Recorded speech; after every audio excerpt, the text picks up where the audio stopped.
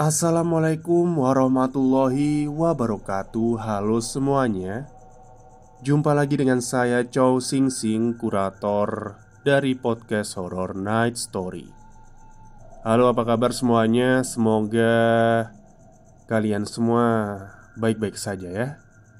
Dan seperti biasanya, pada hari ini saya kembali dan akan menghadirkan sebuah kisah mistis untuk kalian semua. Kisah mistis kali ini saya datangkan dari treat horornya Mas Freddy Spare tentang hilangnya kakek tua waktu mencari rumput di hutan. Oke, daripada kita berlama-lama, mari kita simak ceritanya. Kejadian ini sebagian sudah diberitakan oleh media lokal dan media online. Saya mendapatkan sisi lain dari kisah pencarian seorang kakek yang hilang selama 2 minggu di dalam hutan. Seperti biasanya, hanya narasumber yang sudah mengizinkan yang saya tulis nama aslinya. Sisanya nama rekaan.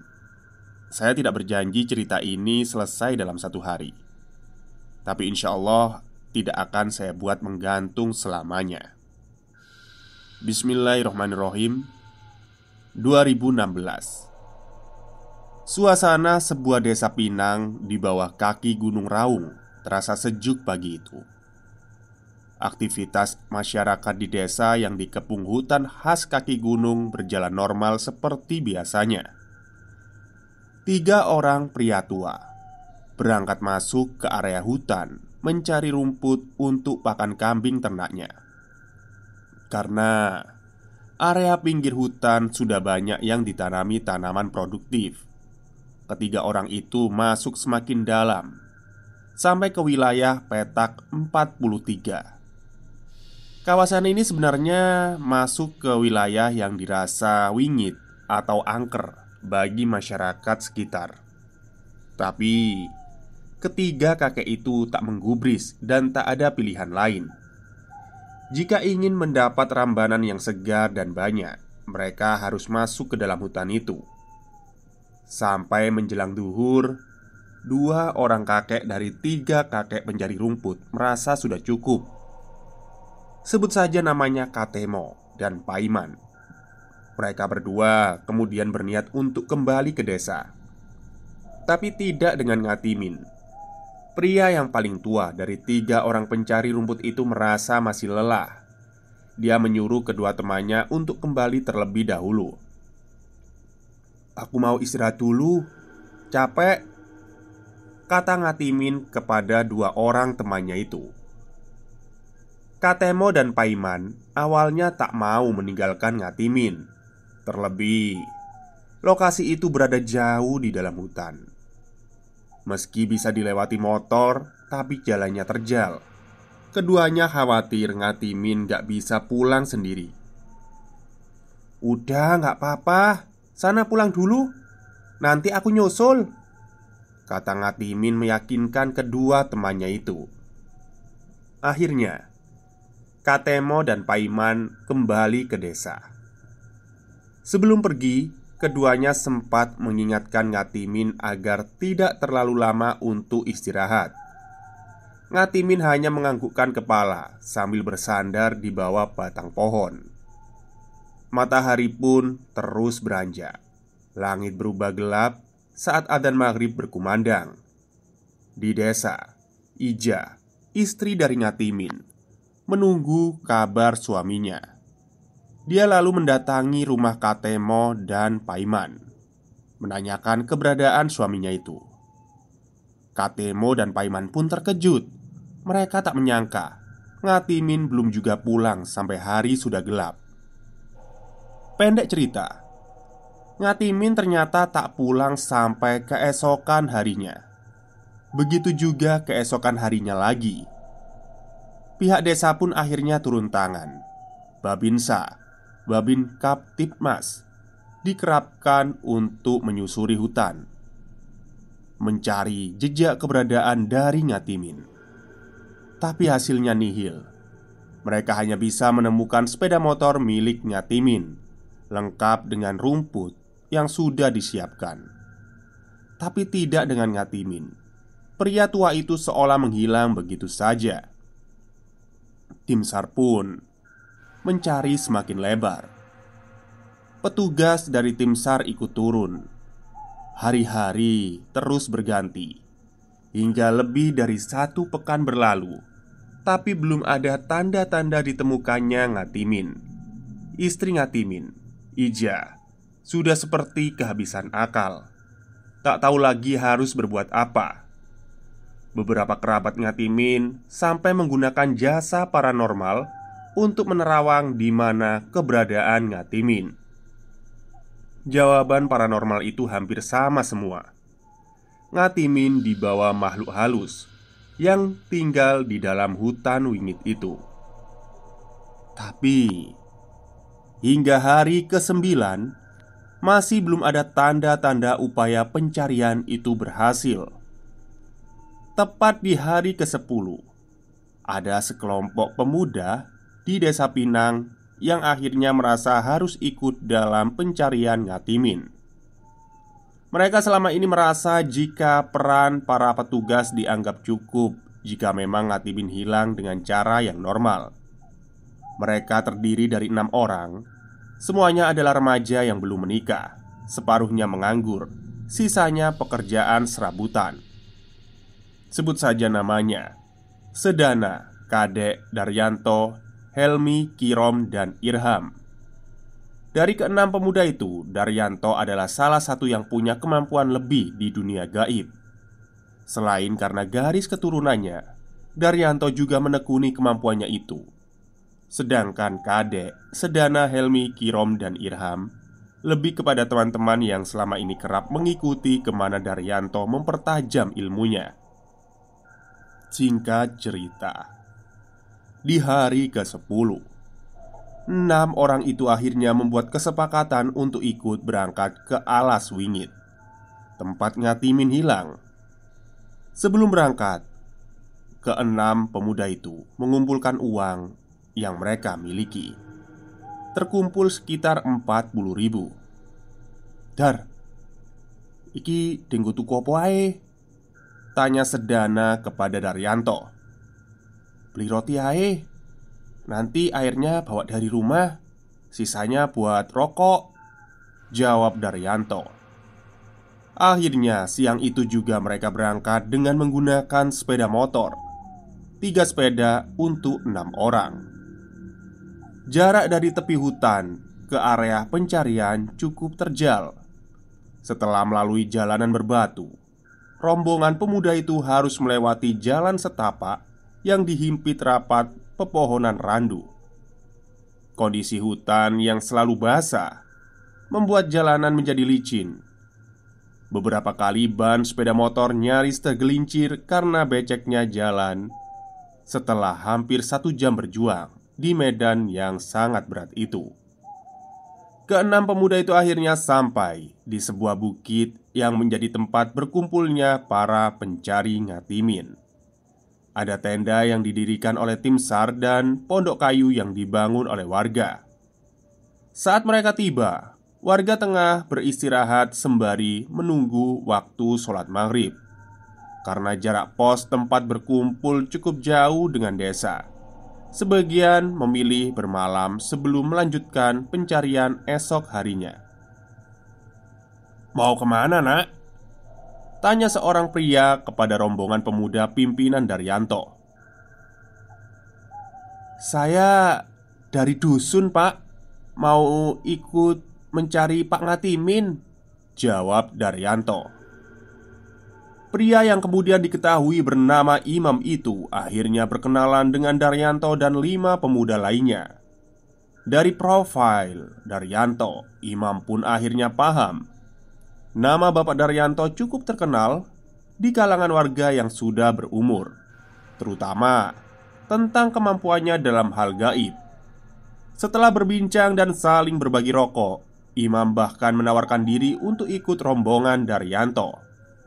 Total ada 9 orang yang ingin ikut bergabung, termasuk Imam. Mereka sebagian besar adalah keluarga dan kerabat dekat Ngatimin yang sudah hampir sepekan bergantian ikut pencarian. "Monggo pak, kalau bareng. Tapi saya ingin masuk lebih dalam lagi ke hutan itu." 9 orang yang mendengar ucapan Daryanto mengaku siap. Bahkan mereka membawa bekal tambahan jika nanti terpaksa harus menginap lagi di bagian terdalam hutan angker itu. Setelah beristirahat secukupnya, akhirnya 15 orang itu mulai masuk ke hutan yang lebih dalam lagi. Kali ini mereka berjalan kaki karena jalur yang ada sudah tidak mungkin untuk dilalui kendaraan. Kali ini jalanan sudah didominasi oleh bebatuan dan tanah gembur. Malam itu terasa semakin gelap karena tidak ada cahaya bulan di atas mereka. Pepohonan yang semakin lebat seolah membekap 15 orang di dalam hutan itu. Perjalanan terus berlanjut meski terasa berat. 15 orang itu seolah memiliki keyakinan yang sama. Jika malam itu Ngatimin harus ditemukan. Daryanto sendiri punya tujuan. Jika dirinya harus mencari keberadaan Ngatimin dari titik yang sudah diarahkan oleh sesuatu yang mendampinginya. Setelah hampir 1,5 jam berjalan, sampailah rombongan itu di sebuah pohon besar yang dikeramatkan oleh warga. Pohon ini memiliki ukuran yang jauh lebih besar dari pohon-pohon lainnya. Warga menyebutnya Awak Wewe. Selain besar, di atas pohon ini ada banyak pakaian dalam perempuan. Mulai celana dalam sampai bra tampak menjuntai tergantung di dahan tinggi itu. Tak ada yang tahu apa yang membuat benda-benda itu tergantung di sana. Konon, ini berkaitan dengan sosok wanita penunggu hutan yang diyakini tinggal di Awak Wewe. Selain deretan pakaian dalam yang tergantung di bawah pohon, ada banyak cok bakal atau sesajen yang terdiri dari kelapa, bunga 5 warna, dan ayam goreng. Di bawah Awak Wewe, Daryanto kemudian kembali menanyai orang-orang yang ada di rombongannya jika perjalanan masih akan dilanjutkan. Bagi yang merasa tidak mampu atau takut, diperbolehkan untuk mundur karena dia tidak tahu apa yang akan ditemui di depan nanti. 15 orang itu saling menoleh. Mereka mulai mempertimbangkan banyak hal. Sampai akhirnya hanya 9 orang yang bersedia melanjutkan perjalanan. 5 orang dari kelompok pemuda yang sejak awal bersama Daryanto. Lalu sisanya adalah imam dan 3 orang keluarga dekat Ngatimin. "Baik pak, nanti saya butuh salah satu anggota keluarga untuk ritual. Jadi yang lain bisa menunggu di sini," kata Daryanto. Mereka kemudian melanjutkan perjalanan. Ternyata setelah melewati Awak Wewe, jalanan semakin ekstrim. Mereka harus melewati jalanan yang lebarnya hanya 2 jengkal telapak tangan yang menempel di pinggir tebing. Sedangkan di sisi lainnya adalah jurang yang cukup dalam. Berbekal lampu senter, mereka mulai berjalan beriringan. Sedana, salah satu anggota rombongan, sempat merasa ragu, tapi tetap memaksakan diri untuk tahu di mana akhir pencarian ini. Dengan menahan kantuk, dilangkahkan kakinya menyusuri jalanan sempit itu tanpa penerangan bulan. Ke-9 orang itu nampak seperti orang buta yang harus meraba jalanan. Hanya Daryanto dan imam yang nampak terbiasa dengan jalur yang mereka lewati. Sesekali angin dingin menerpa kaki-kaki rombongan saat melangkah melalui setapak setelah melewati jalanan sempit. Akhirnya, rombongan tiba di sebuah lokasi yang menurut Daryanto menjadi titik yang tepat untuk mencari Ngatimin. Lokasinya berada di tengah pepohonan. tapi terlihat sedikit terbuka daripada sisi lain hutan itu. Daryanto lalu membagi tugas. 4 orang diminta menjaga di lingkaran luar, karena menurutnya nanti akan banyak makhluk yang berusaha mengganggu jalannya ritual. Kemudian 5 orang lainnya berada di sekeliling Daryanto untuk menjadi bagian dari ritual. Di antara 5 orang itu, satu di antaranya menjadi perantara. Orang itu harus anggota keluarga yang memiliki ikatan darah dengan Ngatimin. Akhirnya, Salimlah yang terpilih karena masih kerabat dekat dengan Ngatimin dan terhitung paling berani. Setelah yakin, Daryanto memulai ritualnya. Dibakarnya 4 jumput dupa yang dibawanya. Selama proses itu berlangsung, Daryanto meminta semua orang mematikan penerangan, entah itu korek atau senter. 10 menit berlalu. Salim mulai merasakan tubuhnya dirambati energi. Lalu kemudian dia hilang kesadaran. "Assalamualaikum, Mbah," kata Daryanto menyapa sosok itu. Sosok yang merasuki Salim tak menjawab. Dia hanya mengeram. Lalu tubuhnya membungkuk layaknya harimau. "Non sewu, Mbah. Saya ingin tanya, di mana ya Mbah Ngatimin berada saat ini?" Tanah Daryanto. Salim masih kerasukan, lalu menunjuk-nunjuk ke sebuah arah, sambil tubuhnya siap untuk berlari. Daryanto yang khawatir Salim akan berlari dan hilang, lalu meminta ketiga orang lainnya untuk memegangi Salim. Daryanto lalu memasang sebuah tali di leher Salim. Dia juga memasang leher Salim dengan lonceng untuk berjaga-jaga jika nanti Salim lepas terlalu jauh. Salim sempat meronta-ronta. Tubuh imam dan 2 orang lainnya nyaris terpental saking kuatnya Salim. Setelah berhasil diikat, Salim mulai berjalan. Cara jalan Salim mirip dengan cara jalan harimau, bertumpu dengan tangan dan kaki. Belum 10 meter berjalan, imam menarik tali yang mengikat Salim. Imam ingin memastikan kondisi tubuh Salim, karena tanah yang ada di tempat itu banyak terdapat sisa-sisa kayu terpotong. Dan benar saja, ternyata telapak tangan dan lutut Salim sudah berdarah. Imam meminta agar Daryanto mengganti petunjuk jalan yang lain agar tidak melukai tubuh Salim lebih parah. Daryanto pun paham. Lalu ia menyadarkan Salim kembali dan mengistirahatkannya sejenak. Daryanto kembali menawari Salim apakah masih bersedia untuk menjadi mediator. Dan Salim tidak menolak. "Apa yang dimulai malam ini harus selesai malam ini juga," jawab Salim. Akhirnya ritual kedua dimulai. Daryanto mengatakan ritual kedua ini kemungkinan akan menjadi yang terakhir, karena jumlah dupa yang sudah menipis. Salim juga seperti sudah kelelahan. Dupa-dupa kembali dibakar. Kali ini Daryanto menghabiskan semuanya. Tak ada yang tersisa di kantung kain yang dibawanya.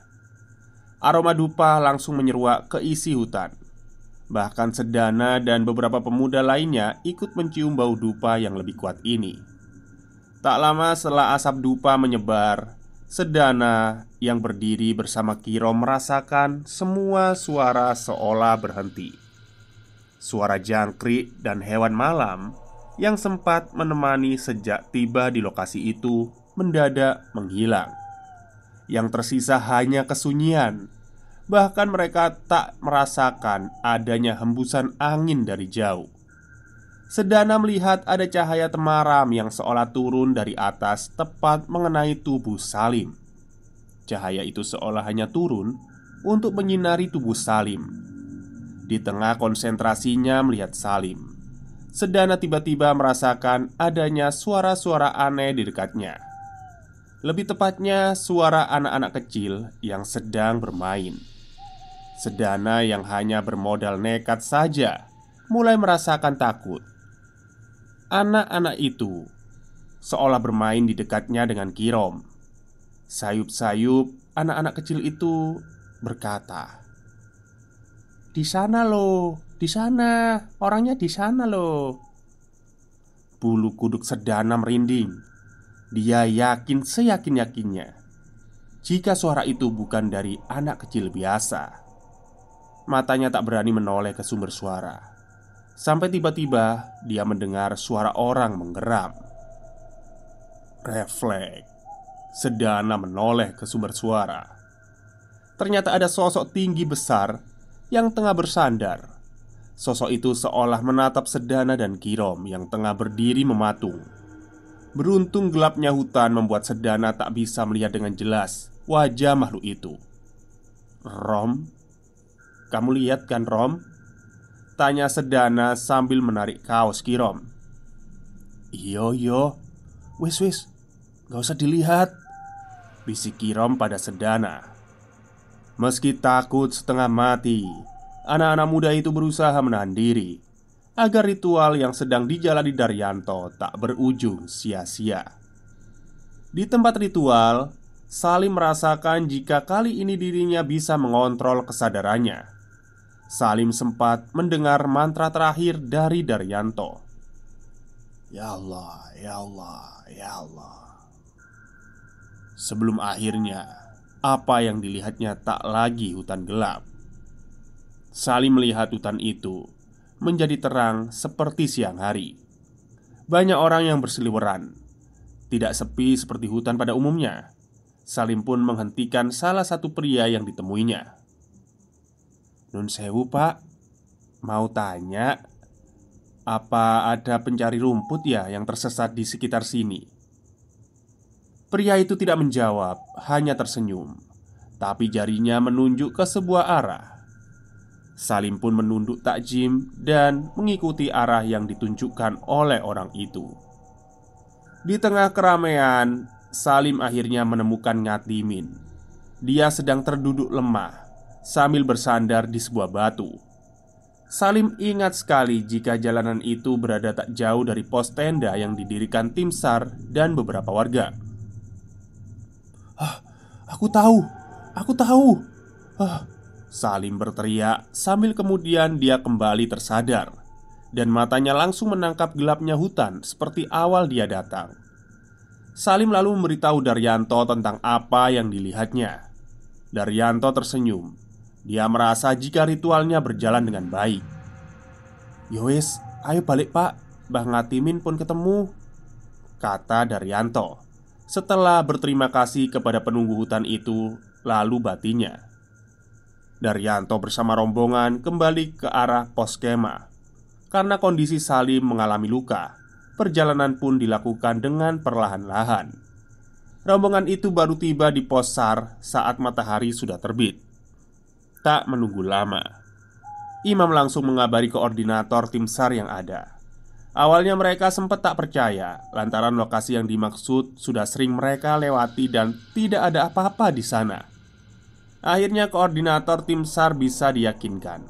Semua warga yang masih ada di pos ikut melakukan penjemputan. Dan ternyata benar, Ngatimin ditemukan berada di lokasi yang dimaksudkan, dengan kondisi yang lusuh karena tak makan berhari-hari. Ngatimin pun langsung dibopong warga dan Imam tak bisa menyembunyikan kebahagiaannya. Air matanya meleleh melihat saudaranya akhirnya ditemukan. Ngatimin pun langsung dibawa ke rumahnya oleh warga dan tim SAR. Sementara itu, setelah kondisi Ngatimin membaik, dia pun mulai bercerita bagaimana hal yang dialaminya selama hilang. Ngatimin bercerita jika dirinya tertidur siang itu, tepat saat adzan maghrib, duhur maksud saya. Tak terasa Ngatimin baru terbangun pada waktu maghrib. Maksudnya itu dia tidurnya waktu duhur ya, bangun waktu maghrib. Dia pun buru-buru berlari untuk pulang. Padahal saat itu dia membawa sepeda motor dan seikat besar rumput. Anehnya, Ngatimin seperti merasa tersesat di hutan itu. Dirinya juga tidak bisa menemukan jalan pulang. Setiap berlari meninggalkan hutan, dia justru kembali pada titik awal dia tertidur. Ngatimin berulang kali mencoba untuk pulang, tapi hasilnya tetap sama. Dia sempat melihat kedua temannya masuk ke hutan mencarinya, tapi saat dipanggil, keduanya tidak mendengarnya. Sampai akhirnya mulai ada petugas TNI dan polisi yang masuk ke hutan mencarinya. Ngatimin berteriak-teriak minta tolong sampai tepat di depan petugas, tapi tidak ada yang mendengarnya. Sampai akhirnya Ngatimin merasa lemas dan berhari-hari tanpa makan dan minum membuatnya kelelahan. Ngatimin pun memilih untuk duduk bersandar di sebuah batu sambil melihat lalu lalang orang yang mencarinya. Sampai kemudian orang-orang itu bisa melihatnya dan menyelamatkannya setelah 2 minggu hilang. Ngatimin sempat pasrah saat itu, tapi ternyata itu bukan mimpi. Ngatimin benar-benar ditemukan dan bisa dibawa pulang.